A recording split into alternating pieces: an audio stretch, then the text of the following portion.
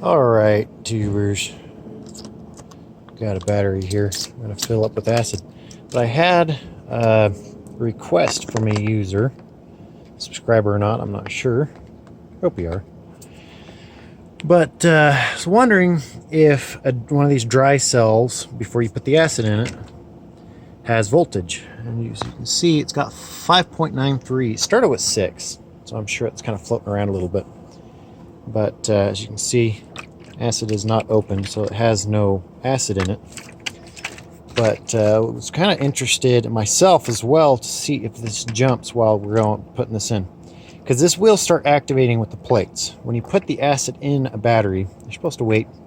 I usually wait about half an hour before I charge it, because the fiberglass mats or whatever they're made out of in between the plates needs to be completely filled with acid before you charge it. Because if you don't, when you charge it, the air pockets will stay air pockets, and those will actually deteriorate and get damaged if they don't have acid on them. Because when it's charging, it's pushing air out of it slightly. So I'm going to go ahead and puncture this guy and see if we can do this one-handed. Oh. Definitely want to keep a watch on that voltage. Oh, there's some of them. Oh, see? It's raising.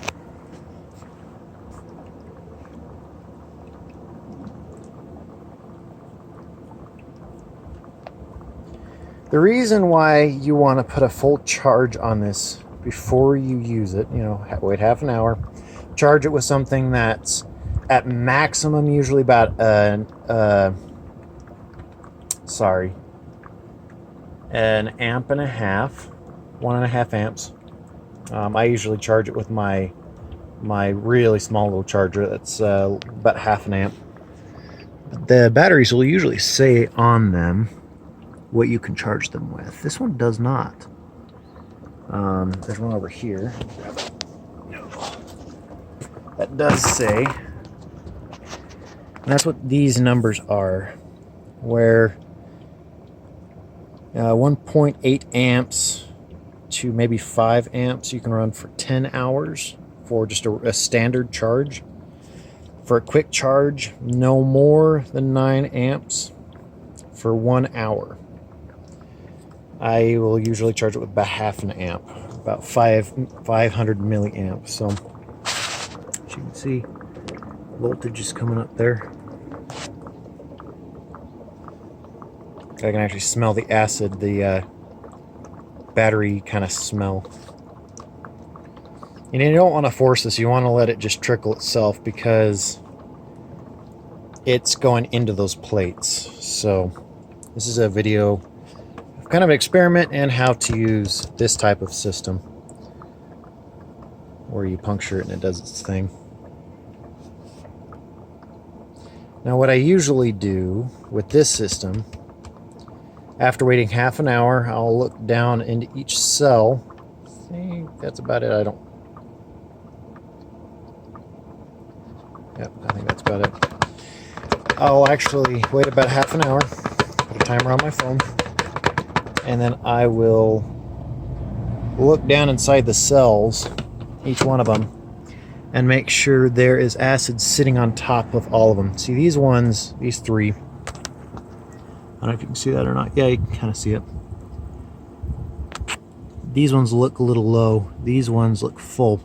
So I will actually wait half an hour, and then I'll actually top these guys off until I see about that much on top of the cells, to make sure that the cells are not exposed to the atmosphere, to air, which can make them deteriorate. Now, yes, you're going to put caps on them.